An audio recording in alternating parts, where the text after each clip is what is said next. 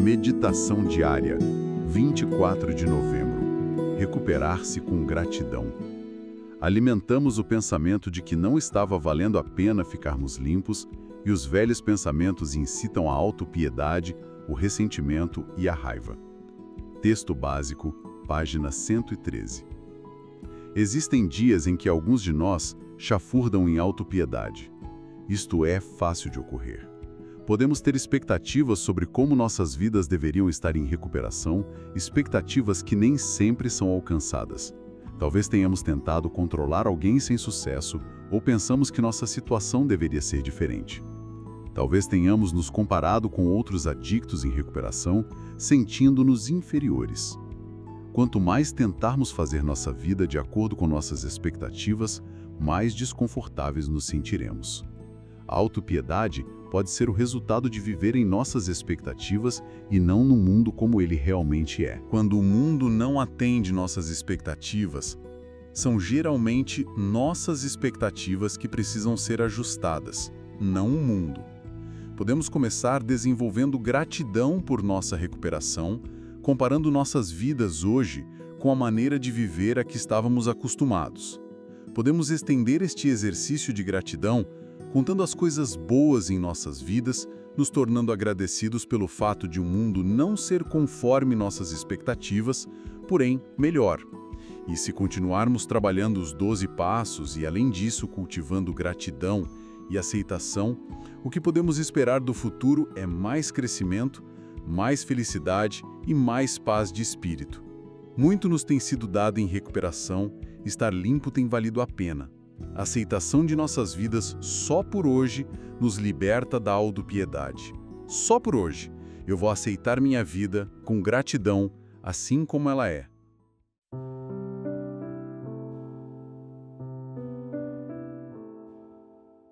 Ok, vamos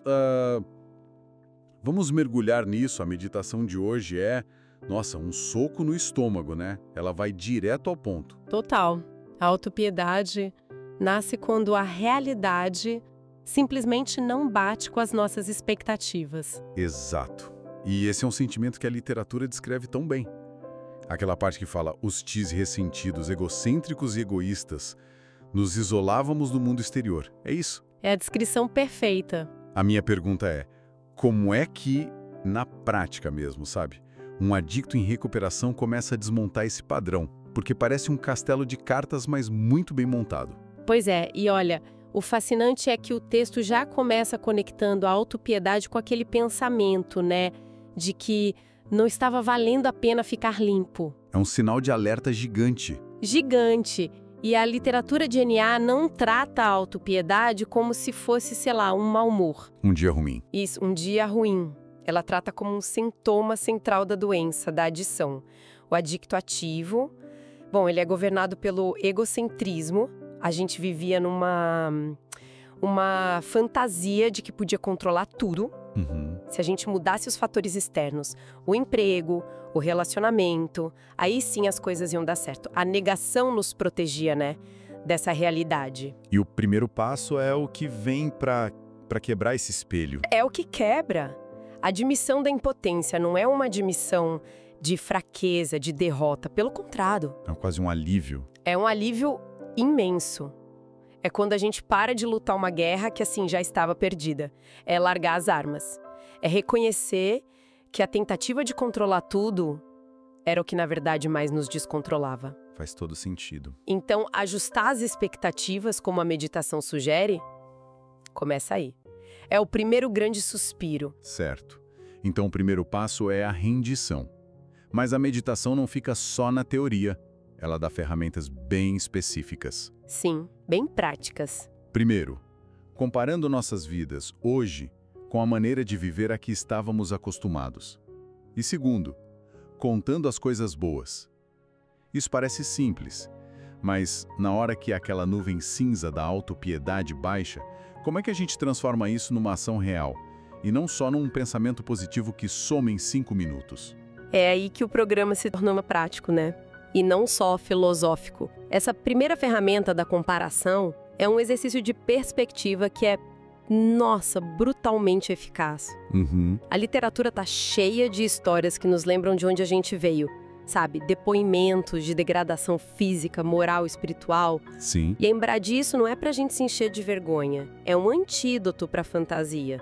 É pra gente olhar pra vida hoje e pensar, uau, eu tenho um teto, eu não acordei doente, eu não preciso mentir pra ninguém hoje.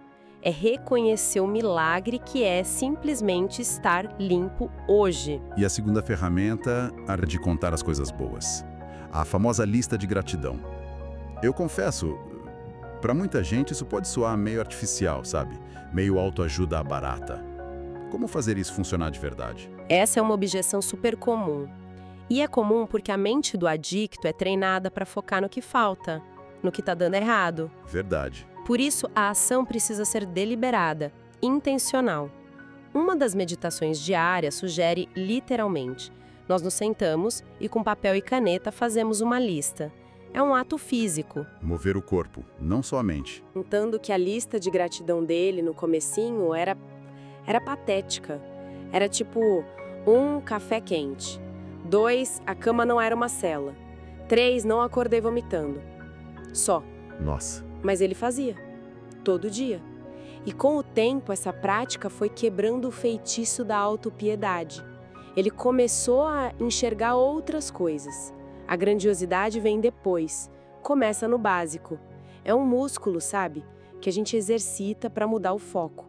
E essa é a essência da oração da serenidade. Aceitar o que não podemos modificar. E focar a energia no que a gente pode. Isso me leva a pensar em como isso se sustenta. Porque, ok, fazer uma lista é ótimo por um momento.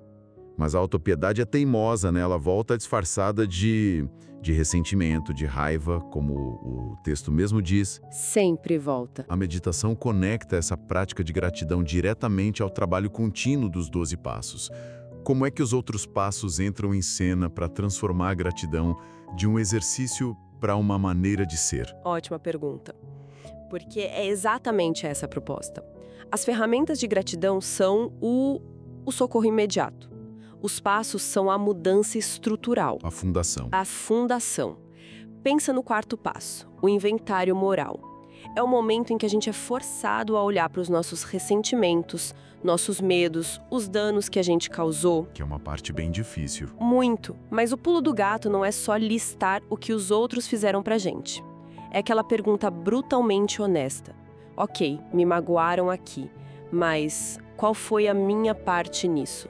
Onde o meu egoísmo, a minha desonestidade, o meu medo pioraram a situação? Uhum. É essa virada de chave que aniquila a autopiedade, porque a gente para de se ver como uma vítima passiva do mundo, sabe? E começa a assumir a responsabilidade pela nossa própria bagunça. E isso parece um trabalho imenso, quase paralisante.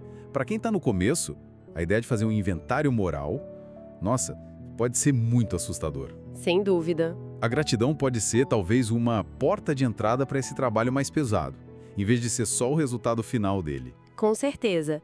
A gratidão te dá a base emocional para conseguir fazer esse trabalho difícil.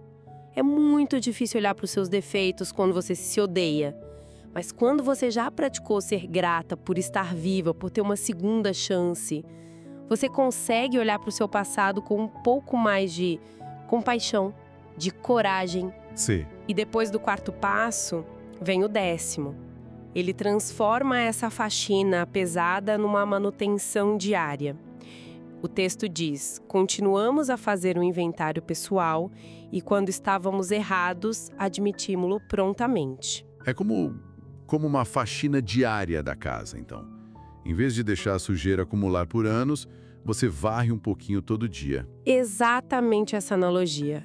Se eu fui grossa com alguém de manhã, se eu senti inveja, eu não deixo isso crescer e virar um monstro de ressentimento que vai estragar meu dia e alimentar minha autopiedade. Você lida na hora. Eu olho para aquilo na hora, admito para mim mesma, opa, aqui eu errei, meu ego falou mais alto. Isso impede que a pequena faísca vire uma fogueira. E essa manutenção toda é movida pelo 11º passo, que a meditação de hoje praticamente descreve. Procurar, através da prece e da meditação, melhorar nosso contato consciente. Isso. E o ponto-chave do 11º, nesse contexto, é a natureza do pedido que a gente faz. A gente passa a vida pedindo a um poder superior que as coisas sejam do nosso jeito. Me dê aquele emprego, faça fulano gostar de mim. Nossas expectativas disfarçadas de prece. Perfeito. O 11º passo nos convida a mudar a pergunta. Em vez de pedir que as nossas vontades sejam atendidas, a gente passa a pedir o conhecimento da sua vontade em relação a nós e a força para realizá-la. O foco muda completamente. Completamente. Muda de o que eu quero para qual é a coisa certa a fazer agora. Quando você faz essa mudança, a aceitação e a gratidão se tornam consequências naturais. Você para de lutar contra a correnteza e começa a fluir com ela. E o resultado de tudo isso parece estar naquela frase final da meditação, que é tão poderosa. Muito nos tem sido dado em recuperação, estar limpo tem valido a pena. É a grande promessa, né? Essa parecer a recompensa por todo esse trabalho. E a recuperação não é só parar de usar drogas. É, como a literatura diz incansavelmente, encontrar uma nova maneira de viver. E essa nova maneira é fundamentalmente baseada em sair de si mesmo. A autopiedade é um estado de egocentrismo profundo. É um mergulho no próprio umbigo. O antídoto mais poderoso para isso é o serviço. É pensar no outro. Tem aquela frase, né? Você não consegue sentir pena de si mesmo enquanto está ajudando outra pessoa. Exatamente. Quando você está se dedicando a levar um recém-chegado a uma reunião, ou a ouvir o desabafo de um companheiro, ou simplesmente a perguntar como pode ser útil em casa, no trabalho, você não tem tempo, não tem espaço mental para o ciclo vicioso da autopiedade. Verdade. Você sai do papel de coitado e assume o papel de alguém que tem algo a oferecer.